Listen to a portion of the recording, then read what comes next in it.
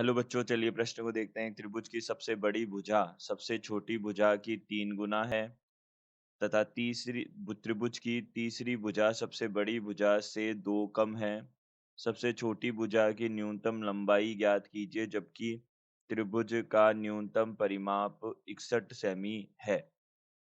तो देखिए, यहाँ से सबसे पहले मुख्य अवधारणा देख लेते हैं। मुख्य अवधारणा के अनुसार हम यहाँ से बोल सकते हैं, यदि त्रिभुज की तीनों भुजाएं त्रिभुज की तीनों भुजाएं ए बी सी हो तो परिमाप ए प्लस बी प्लस सी होगा। यह हमारे पास मुख्य अवधारणा होगी। देखिए, यहाँ से अब हमको क्या बोला है, एक त्रिभुज की सबसे बड़ी भुजा जो है सबसे छोटी भुजा की 3 गुना है। सबसे बड़ी भुजा सबसे छोटी भुजा की 3 गुना है और त्रिभुज की तीसरी भुजा बड़ी भुजा से 2 कम है।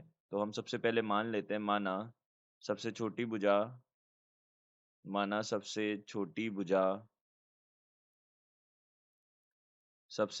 भुजा एक्स सेमी है। तो हमने ये मान लिया कि वह एक्स सेमी की है। तो अब देखिए, अगर वह एक्स सेमी की है तो सबसे बड़ी भुजा कौन सी हो जाएगी? सबसे बड़ी भुजा सबसे बड़ी भुजा क्या हो जाएगी? देखिए, सबसे बड़ी भुजा हो जाएगी हमारे पास में सबसे छोटी भुजा की 3 गुनी हो जाएगी। तो 3 गुणा एक्स हो जाएगी, 3 गुणा एक्स सेमी। अब देखिए, जो तीसरी भुजा वह क्या हो जाएगी? देखिए, सबसे बड़ी भुजा से 2 सेमी कम हो जाएगी। तो सबसे बड़ी भुजा 3x है, उससे 2 सेमी कम हो जाएगी। तो यह सेमी आ जाएगा।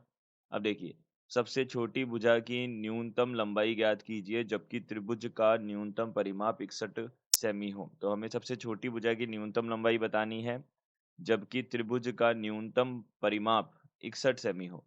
अब न्यूनतम परिमाप यानी कि वह क्या होना चाहिए? 61 से ज्यादा होना चाहिए। तो हम यहाँ से बोल सकते हैं, परिमाप जो है तीनों भुजाओं का योग होता है। तो परिमाप जो है वह तीनों भुजाओं का योग होता है। तो यह कितना हो जाएगा? x + 3x + 3x - 2 यह हो जाएगा। यह हमेशा क्या होना चाहिए? बड़ा या बराबर होना चाहिए 61 से। तो इसको हल कर लेते हैं। अब देखिए इस समीकरण को। तो यहाँ पे कितना हो जाएगा? 7x - 2 बड़ा या बराबर हो जाएगा 61 से। तो यहाँ से 7x बड़ा या बराबर हो जाएगा 61 + 2 63 हो जाएगा।